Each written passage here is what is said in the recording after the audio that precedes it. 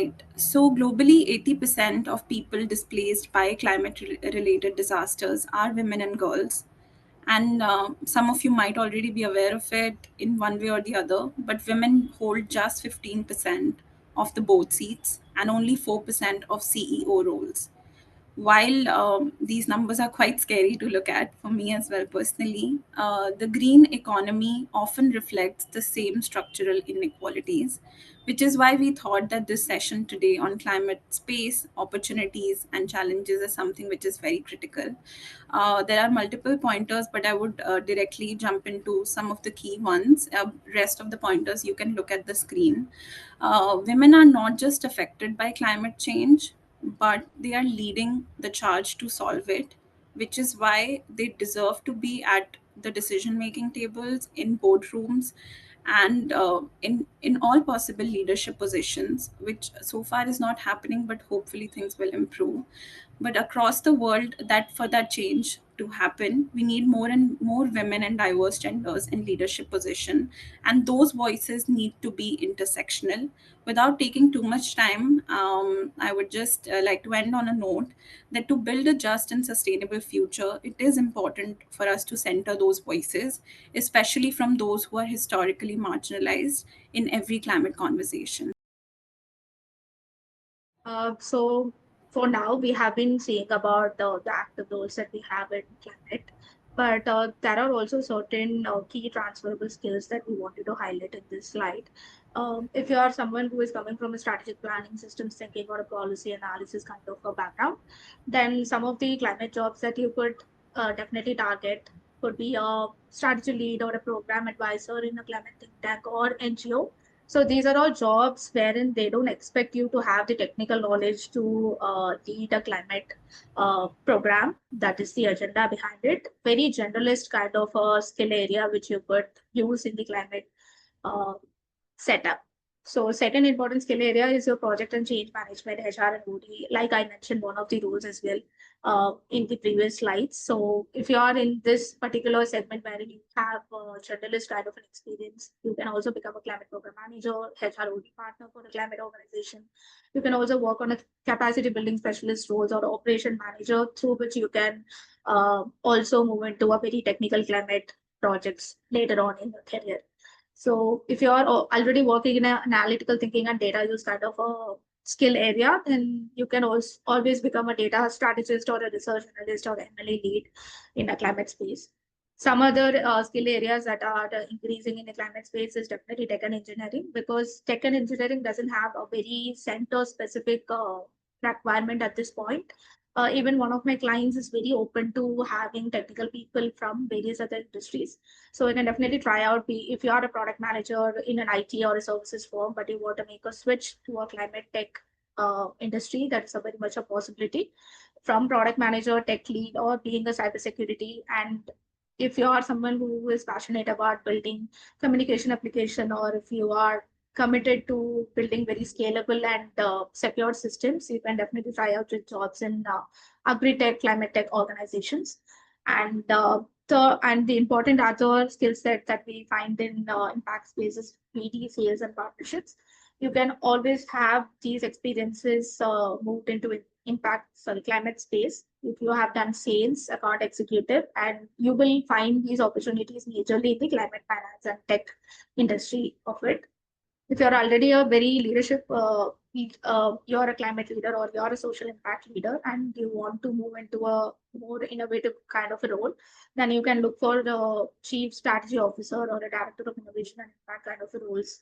And if you already have a philanthropic climate portfolio experience, that will add on to it.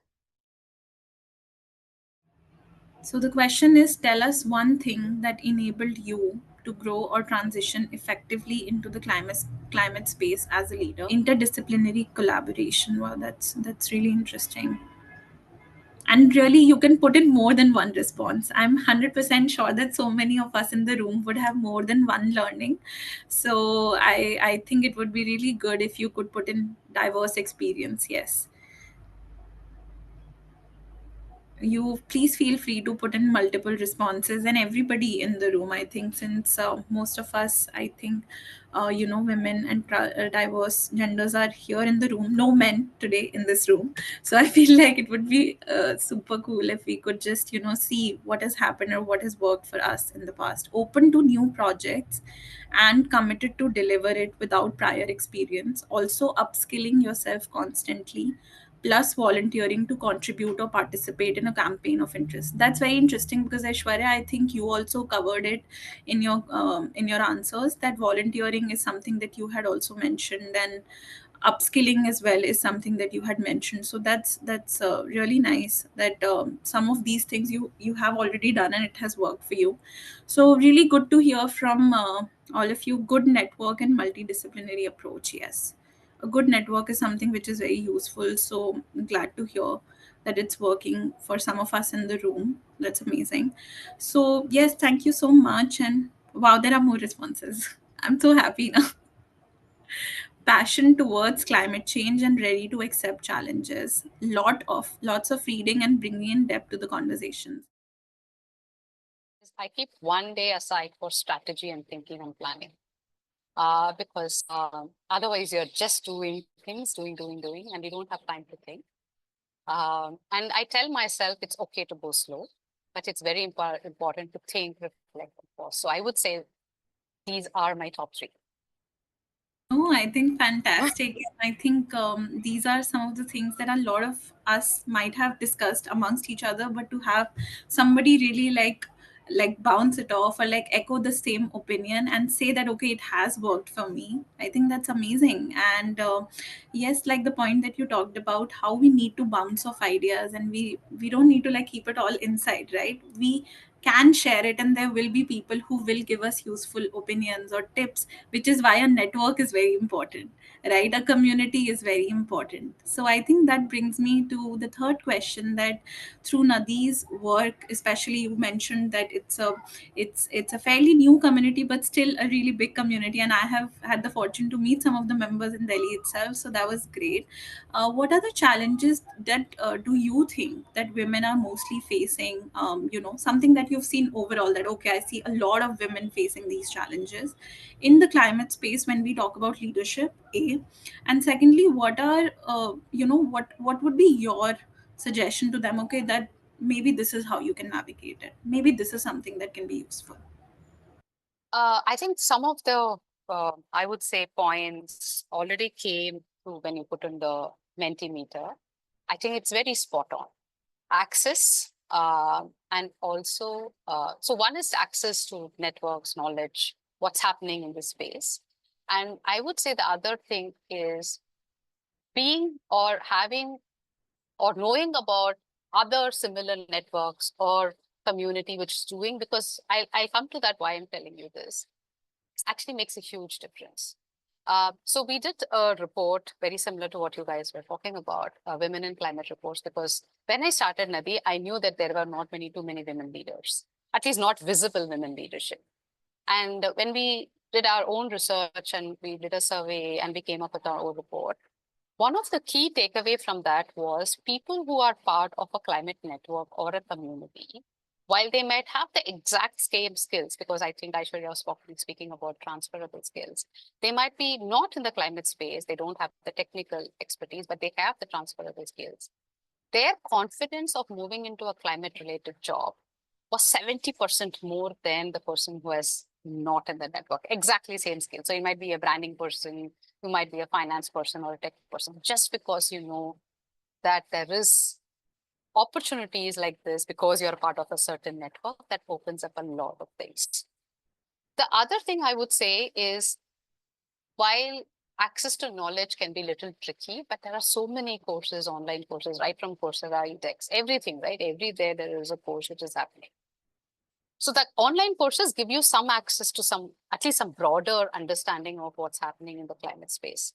But most of the time, what happens is, how do you put? So there is a big gap between knowledge and also deployability.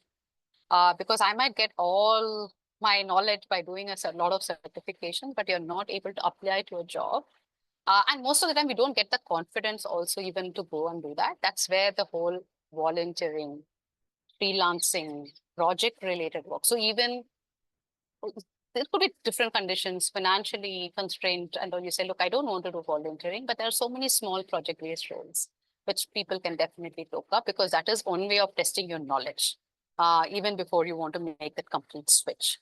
So I think that that's one particular gap. I would say that knowledge and the deployability becomes a big game changer. And the other thing I also think is, see, we are passionate about climate, we're passionate about sustainability. Maybe we're doing a lot of things, we have a lot of thoughts. But if you're not able to put it in your personal brand building space, like you don't talk about it on, it's now a necessary evil to talk about it on LinkedIn and other places, whether you like it or not. So a personal brand building becomes very critical, and that differentiates you from other people, because people already know you as somebody who's like passionate about it, have done something about it. So I think these would be my tips as well as my thoughts on this. No, I think that's wonderful, and like you said, that we know things, and we know the skills, we have the skills, but I think it is important to also show the world that okay, I know this, and I'm very confident that I know all of this. So I think you saying that really helps, and I think hopefully a lot of us are going to feel more. How do I say it without sounding not empowered, but I hopefully it gives us that push that okay, putting that LinkedIn post or putting my thoughts on social media, it's not like the worst thing to happen. Maybe I should put myself out there a little more. I would say best to kind of have a more a network approach rather than saying that I am open to work or I am available for opportunities. And number two is, there is also a lot of requirement these days for women in board positions. So one of the things is finding allyship, is identifying these organizations and being part of such networks. Again, I don't know much about public health, but there could be similar circles and networks which will help people open these kind of opportunities, especially at a senior level role, because 25 years of experience, I think it's always good to go through word of mouth reference, because you already have, been able to build a huge network yourself. If you haven't, I think then it is time to do one.